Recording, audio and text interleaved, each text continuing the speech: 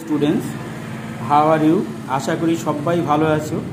তো আজকে এই ভিডিওটিতে আমরা ক্লাস 10-এর বহু বিকল্প ভিত্তিক প্রশ্ন পরিচিতি ও অনুশীলন গণিত দশম শ্রেণী 26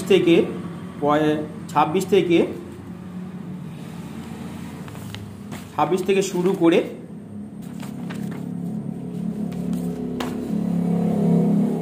35 পর্যন্ত এই ভিডিওটিতে আলোচনা করা হবে। তো ছাত্রছাত্রী বন্ধুরা, তোমরা যারা ক্লাস 10-এ আছো তারা অবশ্যই ভিডিওটিকে দেখো, যাতে করে তোমরা ভালোভাবে অঙ্কগুলো করতে পারো। তো এসো এবার আলোচনা করা যাক। আগের আমরা ভিডিওতে প্রথমে দিয়েছি মানে মোট 35টা অঙ্ক আছে। তো তার মধ্যে আমরা প্রথম ভিডিওতে কিছু দিয়েছি, তারপরে মানে 10 পর্যন্ত, আর 10 থেকে 20 পর্যন্ত মানে 10 থেকে 25 পর্যন্ত আর একটা ভিডিওতে দিয়েছি। আর আজকে আমরা 26 থেকে আর 35 পর্যন্ত অঙ্কগুলো এই ভিডিওটিতে আলোচনা করা হবে। তো ছাত্রছাত্রী বন্ধুরা, তোমরা লক্ষ্য করো যে প্রথম যে প্রশ্নটা আছে, দেখো যে এখানে লেখা আছে যে কোনো ও কেন্দ্রীয় বৃত্তের পি একটি বহিস্থ বিন্দু ওপি যোগ করা হলো। এবার পি বিন্দু থেকে দুটি স্পর্শক টানতে পরবর্তী পদক্ষেপ কি হওয়া উচিত? তো পরবর্তী পদক্ষেপ কি হওয়া উচিত প্রশ্নটা।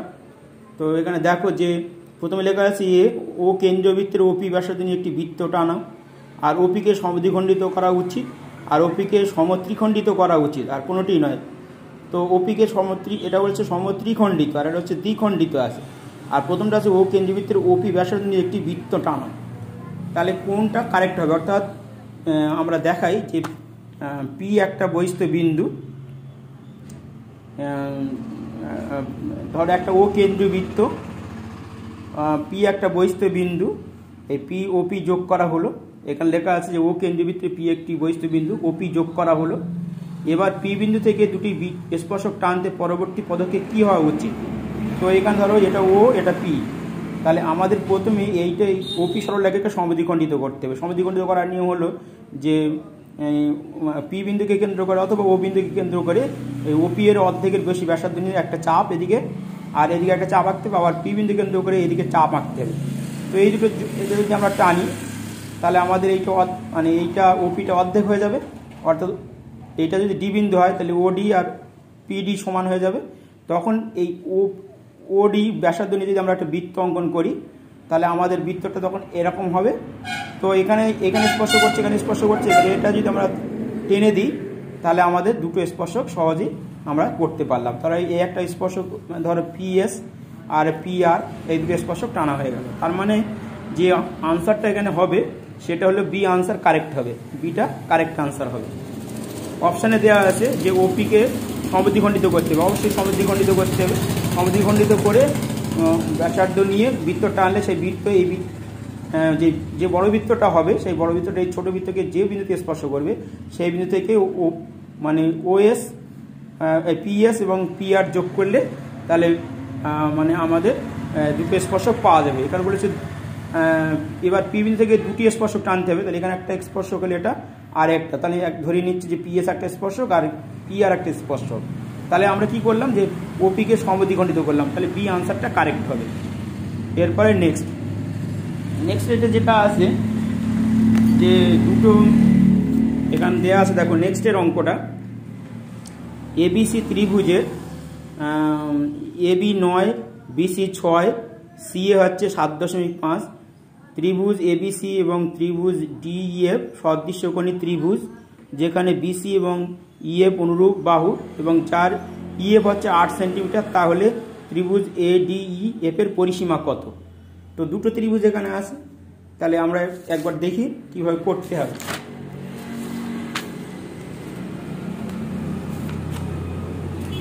মনে করি নাম্বার 27। তো মনে করি যে এবিসি একটা ত্রিভুজ এখানে দেওয়া রয়েছে, মনে করার জন্য এবিসি একটা ত্রিভুজ, আর একটার নাম হচ্ছে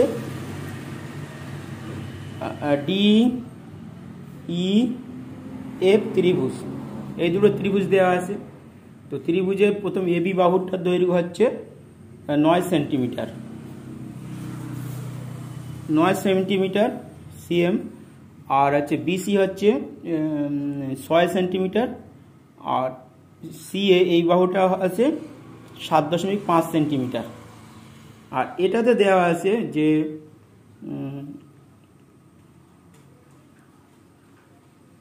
আর এটা শুধু দেওয়া আছে ইএফ এর দৈর্ঘ্য অনুরূপ বাহু এই বিসি, আর ইএফ এর মানে বিসি এবং ইএফ এর অনুরূপ বাহু ইএফ হচ্ছে 8, তাহলে এটা 8 সেন্টিমিটার এই দেওয়া আছে। তাহলে ত্রিভুজ এইটার পরিসীমা চাইছে, অর্থাৎ ডিইএফ এর পরিসীমা কত, প্রশ্নটা হচ্ছে পরিসীমা বার করতে হবে।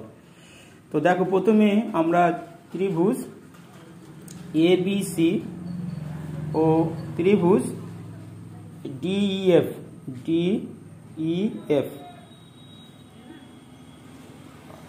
সদৃশ্যকোণী ত্রিভুজ, সদৃশ্যকোণী ত্রিভুজ।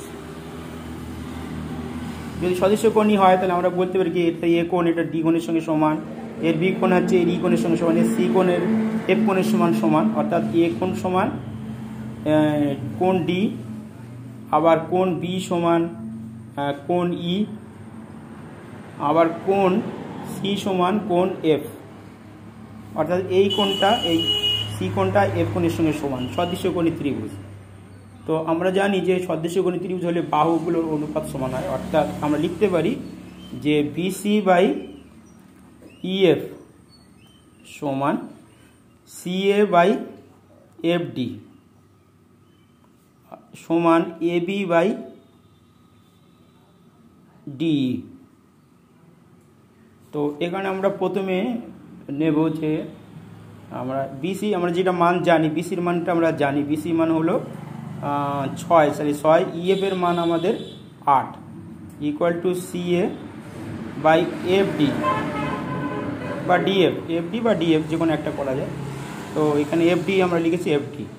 তো এইটা আর এবির মান আবার আমরা জানি যে 9, আর ডির মান হচ্ছে আমাদের ডিইর মান জানা নেই, ডিইর মান বার করতে হবে। তো এই সমীকরণ থেকে আমরা প্রথমে এফডি বার করব। তো এখানে আমরা সি এর মানটা জানি, তাহলে প্রথমে আমরা করছি যে 8/6/8, আর সি এর মানে আছে 7.5 বাই এফডি, এটা আমরা লিখতে পারি। তাহলে 6 এফডি মানে হলো 8 গুণ 7.5, অতএব এফডি ইকুয়াল টু 8 ইন্টু 5, এটা গুণ করলে আমাদের বেরিয়ে আসবে 5 4, 7 4 60, তাহলে এটা হবে এফডি হবে আমাদের, আর এর নিচে 6 আছে, তো মানে এটা 6 দিয়ে ভাগ হবে 6, তাহলে 60/6 মানে হলো 10 সেন্টিমিটার এফডির মান। আবার আমরা যদি এই সি এর মান জানি আর এফডির মান তো বার করেছি, বসিয়ে আমরা এখানে ডি এর মান বার করতে পারি। আবার সিএ বাই এফডি সমান 9/ডিই। তো এখানে আমরা সি এর মান হচ্ছে 7.5, আর এফডির মান আমরা বার করেছি 10 সমান 9/ডিই, অতএব ডিই ইকুয়াল টু হবে মানে 9 গুণ 10, এটা দুটো গুণ হবে, আর এইটা নিচে আসবে 7.5, পয়েন্ট তুলে দিলে একটা 10 উপরে দিলাম। তাহলে এটা 5 দিয়ে কাটলে 5 15 75 15, এটা 5 দুগুণে 10, আবার 5 দিয়ে কাটলে 5 দুগুণে 10, 3 5 15, 3 3 9, তাহলে 2 দুগুণে 4, 3 4 12, তাহলে ডিই হলো 12 সেন্টিমিটার। তাহলে এখানে পেয়ে গেলাম এটা 8, এটা ডিইডি, এফডি হলো এই ডিই হলো আমাদের ডি হলো আমাদের 12, আর এইটা এফডি হচ্ছে 10, তাহলে এটা 10, তাহলে পরিসীমাটা হবে এই তিনটে বাহুর যোগফল হবে, অর্থাৎ পরিসীমা ডিইএফ, ত্রিভুজ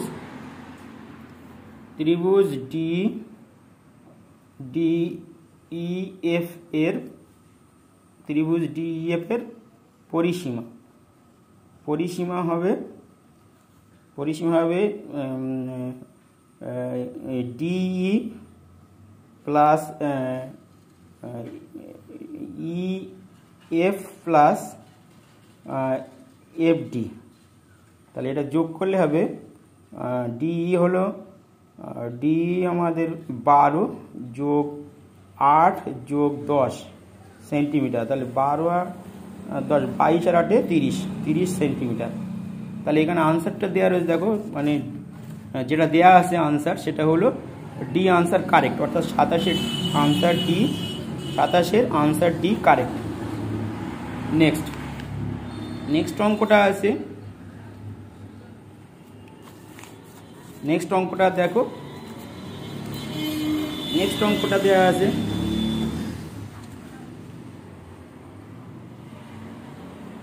নেক্সট অঙ্কটা এখানে দেওয়া আছে যে 3টি সমান বৃত্ত পরস্পরকে বহির্ভাবে স্পর্শ করে, বৃত্ত 3টির কেন্দ্র যোগ করলে কি ধরনের কি হবে? সমকোণী ত্রিভুজ হবে, সমদ্বিবাহু ত্রিভুজ হবে, সমবাহু ত্রিভুজ হবে, সদৃশকোণী ত্রিভুজ হবে। তো মানে প্রশ্নটা করেছে 3টি সমান বৃত্ত পরস্পরকে বহির্ভাবে স্পর্শ করেছে, বৃত্ত 3টির কেন্দ্র এর যোগ করলে কি হবে? তো প্রথমে দেখো যে 3টে বৃত্ত বহির্ভাবে স্পর্শ করছে, সমান আকারের 3টে বৃত্ত বহির্ভাবে স্পর্শ করেছে, তাহলে এর কেন্দ্র যোগ করা হলো। যোগ করলে কি বলেছে? যোগ করলে সমকোণী ত্রিভুজ হবে, না সমবাহু, না সমদ্বিবাহু, না সদৃশকোণী। তো বহির্ভাবে স্পর্শ করলে আমরা কেন্দ্রগুলো আমরা যোগ করেছি পরস্পর বহির্ভাবে স্পর্শ করে, বৃত্ত 3টির কেন্দ্র এর যোগ করলে কি হবে? তো কেন্দ্র যোগ করেছি, তার মানে আমরা যদি এখান থেকে এটা টানি, ধরো একটা ত্রিভুজ যদি আমরা তৈরি করি, তাহলে এটার ব্যাস সমান হবে, এর ব্যাসার্ধ সমান হবে, অর্থাৎ এখান থেকে যা দূরত্ব হবে, তাহলে এখানে আমাদের এই দুটো বাহু ব্যাসার্ধ দুটো সমান হবে, আর এইটা মানে দুটো বাহু সমান, তাহলে সমদ্বিবাহু ত্রিভুজ হবে। এখানে প্রশ্ন করেছে যে সমবাহু ত্রিভুজ সমকোণী সমদ্বিবাহু, তাহলে সি আনসার কারেক্ট হবে। তাহলে এটা মানে 28-এর সি আনসার কারেক্ট, 28-এর সি আনসার কারেক্ট হবে। সমদ্বিবাহু ত্রিভুজ হবে, দুটো বাহু সমান সমদ্বিবাহু ত্রিভুজ হবে। প্রত্যেকটা দেখো এখানে যদি আমরা টানি, তাহলে এইটা আলাদা, কিন্তু এই ব্যাসার্ধ তো সমান প্রত্যেকটা বৃত্তের, তাহলে আমরা বলতে পারি যে প্রত্যেকটাই করার পরে যে ত্রিভুজ হবে সেটা হচ্ছে সমদ্বিবাহু ত্রিভুজ হবে। এবারে নেক্সট দেখো, নেক্সটের অঙ্কটা হলো 29-এর দাগের অঙ্ক। 29-এর দাগের অঙ্কটা আছে নাম্বার 29, বলেছে যে নাম্বার 29-এর অঙ্ক দেখো এখানে কী লেখা আছে, যে যদি 1 + m² × x² + 2mx mcx + c² - a² 0 হয়, সমীকরণ দুটির বীজ সমান হলে কোনটা কারেক্ট হবে? অপশানটা। তাহলে আমাদের এই নাম্বার মানে 29-এর অঙ্কটা এবার দেখো, নাম্বার 29 হচ্ছে 1 + m² × x + 2mcx + c² - a² 0 এই দেওয়া আছে। তো যেহেতু শর্ত রয়েছে বীজদ্বয় সমান বলে দেওয়া আছে, শর্তে দেওয়া আছে, তাহলে আমরা এখানে নিরুদক ডি ডিসক্রিমিনেট = 0 ধরতে পারি, অর্থাৎ আমরা লিখতে পারবো যে b² - 4ac = 0, যেহেতু বীজদ্বয় সমান ও বাস্তব, যেহেতু বীজদ্বয় সমান ও বাস্তব হলে আমরা লিখতে পারি b² - 4ac = 0। এবারে বি মানে হলো, মানে এখানে এক্স এর সহগ হচ্ছে বি, আর মানে x² এর সহগ হলো এ, তাহলে এটা এ, এটা বি, আর এটা শুদ্ধ সংখ্যা হচ্ছে সি।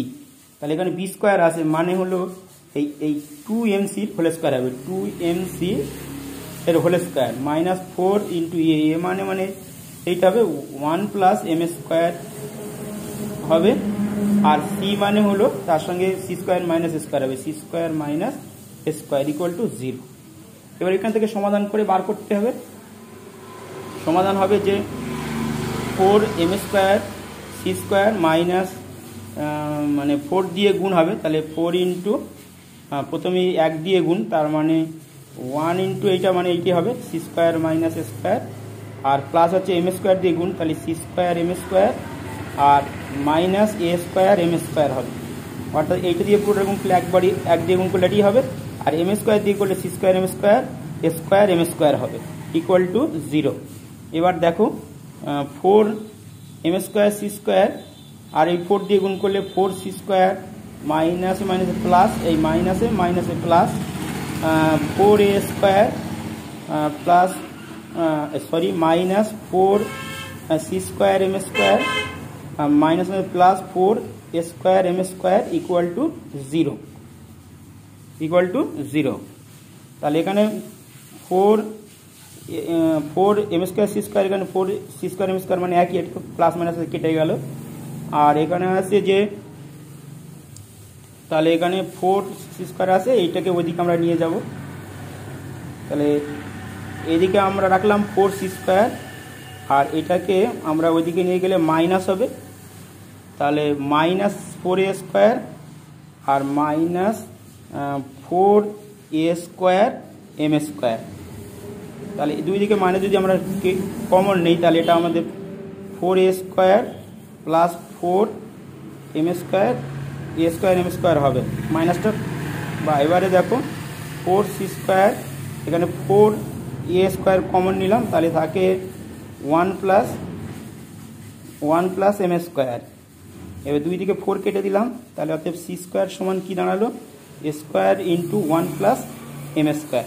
তাহলে এটা কোনটা কারেক্ট হবে, এখানে দেখো এখানে আছে যে সি স্কোয়ার সমান A square into 1 plus M square, তাহলে এখানে দেখো A square into 1 plus M square, তাহলে এটা কারেক্ট আনসার হবে সি। তাহলে 29-এর কারেক্ট আনসার হবে সি আনসার কারেক্ট হবে।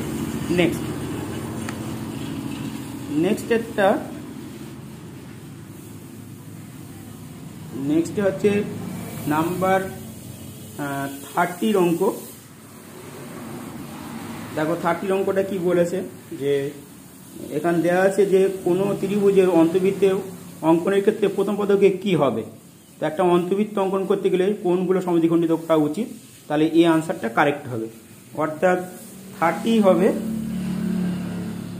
30 অঙ্কটা বলেছে যে কোনো একটা অন্তর্বৃত্ত আঁকতে গেলে, ধরো আমরা একটা অন্তর্বৃত্ত আঁকতে চাই, তো মানে ত্রিভুজ থাকলে তার অন্তর্বৃত্ত আঁকার নিয়ম যে একটা ত্রিভুজ, তো তার অন্তর্বৃত্ত আঁকতে গেলে এই কোণটাকে অর্ধেক করতে হবে, এই কোণটাকে অর্ধেক করতে হবে, এখানে অর্ধেক করে, আর এখান থেকে এর উপরে লম্ব টানতে হবে, এবং এই বিন্দু থেকে বৃত্তটা আঁকতে হবে এর ভিতরে।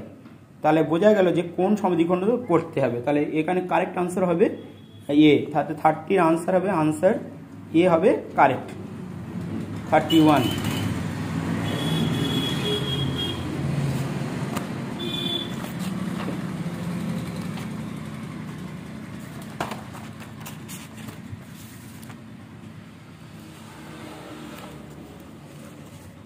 এবার দেখো 31-এর অঙ্ক। 31টা কি আছে, 31 আছে যে ত্রিভুজ এবিসি এর এবিসি কোণ দেওয়া আছে 90 ডিগ্রি, আর বিডির উপরে এসি লম্ব, এবি হচ্ছে 5.7 আর বিডি হচ্ছে 3.8, তাহলে বিসির দৈর্ঘ্য কত হবে। তো এটা আমরা দেখি কিভাবে করতে হবে। 31টা বলেছে যে একটা সমকোণী ত্রিভুজ আছে, একটা সমকোণী ত্রিভুজ, এর এটা হচ্ছে 5.7 মানে 5.7, আর এটা দেওয়া আছে এখান থেকে যে লম্বটা টানা হয়েছে বিডি, এইটা বি, তাহলে এটা এ, এটা বি, এটা সি, এই বিডি হচ্ছে 3.8। তাহলে আমাদের চাইছে কি, অঙ্কটা চাইছে যে বিসির দৈর্ঘ্য কত, অর্থাৎ এইটার দৈর্ঘ্য চাইছে। তো আমাদের এটা বার করতে গেলে আমাদের প্রথমে যে এখানে যে দেওয়া আছে ত্রিভুজ এবিসি হচ্ছে সমকোণী ত্রিভুজ, তো সেই জন্য আমরা লিখতে পারি যে এর কোণ এবিসি সমান আমরা লিখতে পারি 90 ডিগ্রি। এটা 90 ডিগ্রি যেহেতু সমকোণী ত্রিভুজ। এরপরে দেখো যে ত্রিভুজ এবিসি এবং ত্রিভুজ বিডিসি, এই দুটো ত্রিভুজ এখানে আছে, তাহলে ত্রিভুজ এবিসি ও ত্রিভুজ বিডিসি মানে সদৃশ হবে, সদৃশ্যকোণী ত্রিভুজ। তাহলে আমরা লিখতে পারি অতএব বিসি বাই সিডি সমান এবি বাই বিডি। তাহলে এখানে বিসির জায়গা আমরা লিখব, বিসির জায়গা আমরা রাখলাম বিসি, আর সিডির জায়গা আমরা লিখব 5.4, আর সমান হচ্ছে এবির মান হলো 5.7 বাই 3.8। তাহলে অতএব বিসি ইকুয়াল টু হবে 5.4 ইন্টু 5.7 বাই 3.8। তাহলে 3 19 57, 3 হবে, আর 19 দুগুণে 2 হবে, 27 দুগুণে 54 এই হবে। তাহলে 8.1 সেন্টিমিটার হবে। তো এখানে দেখো কোনটা আনসার কারেক্ট আছে। এখানে আছে যে ডি আনসার কারেক্ট। এই যে ডি আনসারটা হলো 8.1 সেন্টিমিটার। তাহলে এটা কারেক্ট আনসার হবে ডি। তাহলে 31 হবে, 31-এর ডি আনসার কারেক্ট হবে।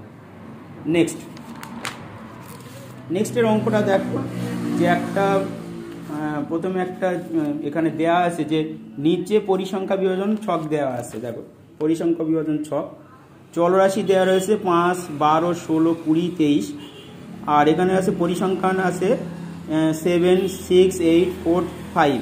তাহলে চলরাশি x এর মান হচ্ছে 5 আর পরিসংখ্যান মানে 7।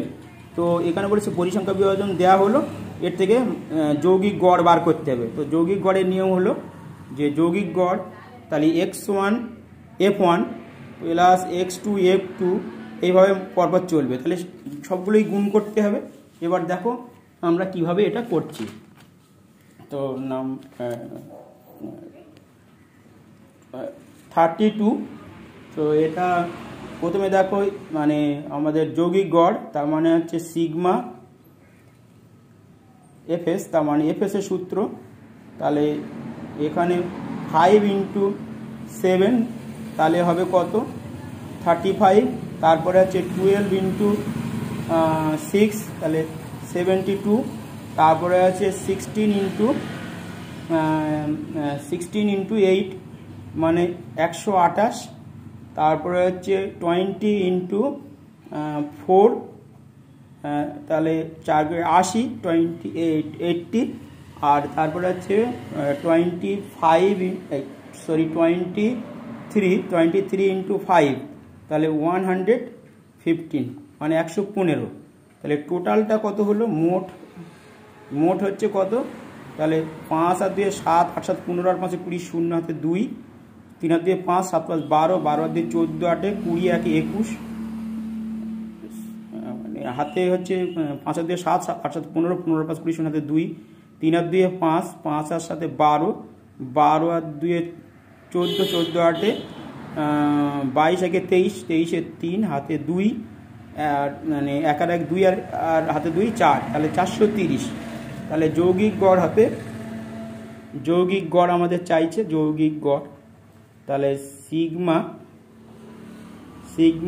FS by sigma f. তাহলে টোটাল আছে 430 সিগমা এফএস। আর সিগমা এফ মানে হলো এখানে যেগুলো 7 7 6 13, 13 আর 8 13 8 21, 21 আর 4 21 আর 4 25 আর 5 30, তাহলে এখানে 30 হবে।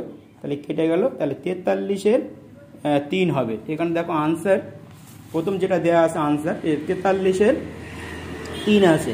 তাহলে এই আনসারটা কারেক্ট হবে, অর্থাৎ 32 এই দাগে এই আনসার কারেক্ট, আনসার এ কারেক্ট হবে। নেক্সটের অঙ্কটা দেখো কি আছে। এখানে দেওয়া আছে যে ax4 plus bx3 plus cx² plus dx plus E বহুপদী সংখ্যামালা x² - 1 উৎপাদক হবে কোনটি। তো এসো এবার দেখি কিভাবে করা যায়। যেহেতু x² - 1 উৎপাদক, তাহলে আমরা ওটাকে 0 ধরতে পারি, অর্থাৎ x² -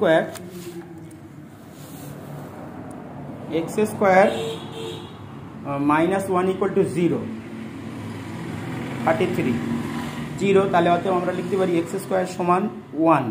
তাহলে এক্স সমান হবে √1, মানে তাহলে √1 করলে +-1 হবে, +-1।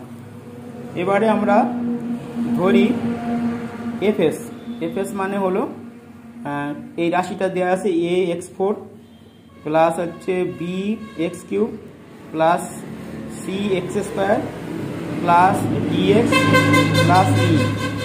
তো প্রথমে আমাদের এখানে আমরা যদি এফ এর জায়গায় -1 বসাই, তাহলে ax4 এর জায়গায় -x4 হল, বিটা আমাদের আছে, আর bx³ মানে 1 এর কিউব, আর cx² মানে -1 এর স্কোয়ার, আর d ইন্টু 1 -1 প্লাস ই। এটার মান জানা নেই, তাহলে এটা বসে গেল। এরপরে দেখো এটা 4 বার গুণ করলে -1, তাহলে প্লাসই হবে, তাহলে প্লাস এ হবে, তার মানে এ হবে। আর এখানে -b হবে, -b, আর এখানে প্লাস প্লাস সি, আর এখানে -d plus e equal to হচ্ছে 0, তাহলে অতএব আমরা বলতে পারি, অতএব a plus c plus e equal to হচ্ছে মাইনাস ওদিক চলে গেলে b প্লাস ডি।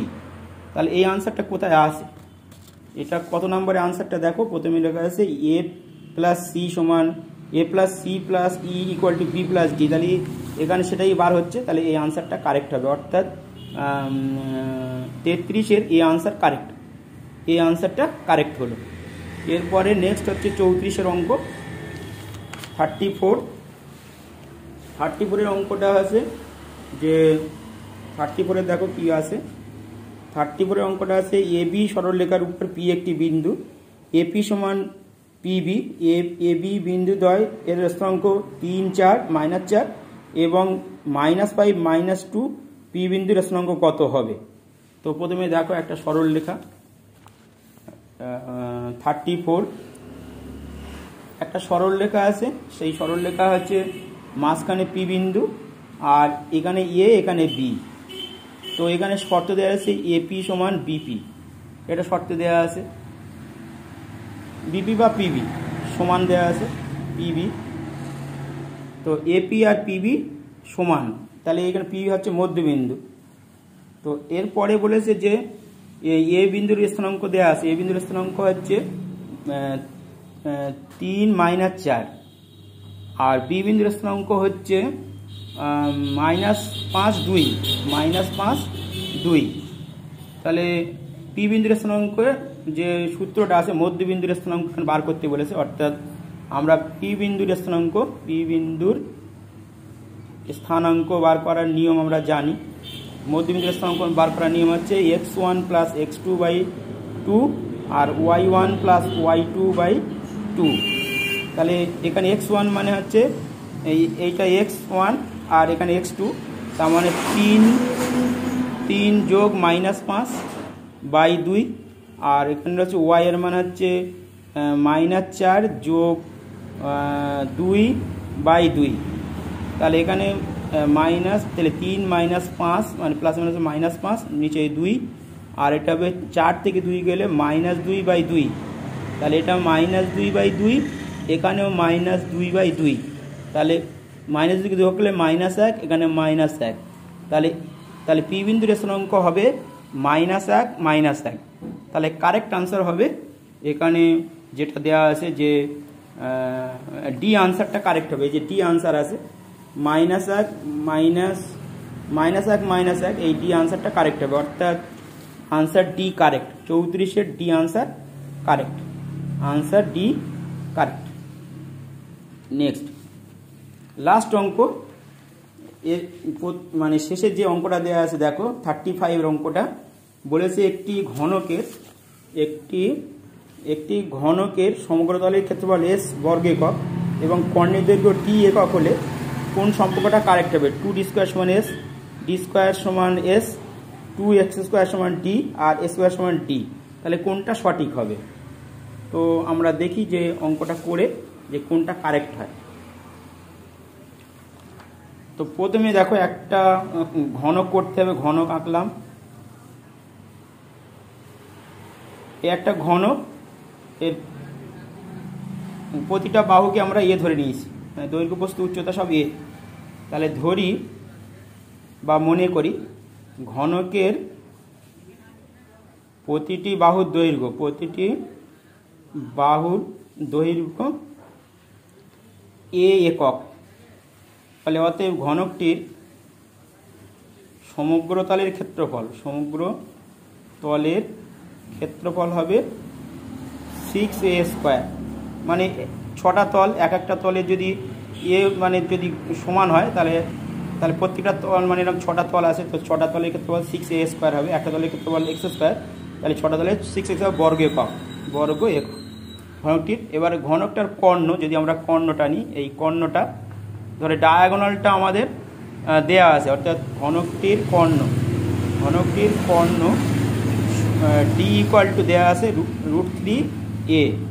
তো তাহলে আমরা বলতে পারি যেখানে সম্পর্কটা হচ্ছে মানে 6a স্কোয়ার, মানে তাহলে মানে যেহেতু ওখানে এস দেওয়া রয়েছে, সমগ্র তলের ক্ষেত্রফল এস, তাহলে এস ইকুয়াল টু আমরা লিখতে পারি 6a স্কোয়ার। আর ডায়াগোনালটা দেওয়া আছে, ডায়াগোনাল মানে হচ্ছে ডি, কর্ণের দৈর্ঘ্য ডি, তাহলে এখানে কর্ণতে মানে ডি ইকুয়াল টু আমরা লিখতে পারি ডি ইকুয়াল টু হচ্ছে √3a। তাহলে এই একটা সম্পর্ক, এই একটা সমীকরণ, এই একটা সমীকরণ, এই দুটো সমীকরণ থেকে এই এসের সঙ্গে ডির কী সম্পর্ক আমাদের বার করতে হবে। তো আমরা যে কোনো একটা জায়গা থেকে আমরা এর মান বার করে নিতে পারি। ধরো এটা থেকে যদি এর মান বার করে নিই আর এতে বসিয়ে দিই, তাহলে অর্থাৎ 2 নম্বর সমীকরণ থেকে পাই,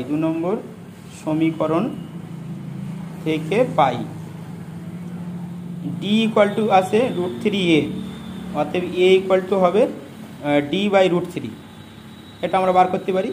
এবারে আমরা জানি তো এস সমান 6a স্কোয়ার, তাহলে এই এর জায়গায় আমরা 6 ইন্টু d/√3 হোল স্কোয়ার করতে পারি। এর মান তো এই, তাহলে আমরা লিখতে পারি, তাহলে এটা 3 হবে 3, আর একটা হবে ডি স্কোয়ার, তাহলে 6 ইন্টু d²/3। এবার 3 যদি কেটে যায় 3 2 6, তাহলে এস সমান আমাদের 2d স্কোয়ার হচ্ছে, অতএব এস সমান 2d স্কোয়ার। তাহলে এখানে কোন আনসারটা কারেক্ট আছে, অর্থাৎ প্রথম আনসারটা দেখো কারেক্ট আছে, এই আনসারটাই হবে কারেক্ট, 2d স্কোয়ার সমান এস। তাহলে এস সমান 2d স্কোয়ার, আর এটা একই ব্যাপার। তো প্রথমে আমরা এস এর মানে সমগ্র তলের ক্ষেত্রফল এস দেওয়া আছে আর ডায়াগোনাল ডি দেওয়া আছে। আর আমরা যেহেতু ঘনকের এটা জানি যে একটা যদি বাহু যদি মানে আমাদের ঘনকের হয়, তাহলে ক্ষেত্রফল মানে সমগ্র তলের ক্ষেত্রফল 6a স্কোয়ার, আর ডিটা হচ্ছে ডায়াগোনাল √3a হবে। তো যে কোনো একটা সমীকরণ থেকে এর মান বার করে অপরটায় বসিয়ে দিয়েছি, তাহলে দ্বিতীয় সমীকরণ থেকে আমরা এর মান বার করেছি d/√3, সেটা আমরা দ্বিতীয় সমীকরণে বসিয়ে দিয়েছি, তাহলে এস সমান 2d স্কোয়ার আনসার হয়ে গেল। তাহলে এখানে এই আনসারটা কারেক্ট হবে, এই আনসারটা কারেক্ট। আজ এই পর্যন্ত, আবার নেক্সট ভিডিওতে দেখা হবে। ভিডিওটি ভালো লাগলে অবশ্যই একটি লাইক, শেয়ার, কমেন্ট করো, আর যারা আমার চ্যানেলে নতুন তারা অবশ্যই চ্যানেলটি সাবস্ক্রাইব করো। আসি বন্ধু, আবার পরে ভিডিওতে দেখা হবে। Thank you students.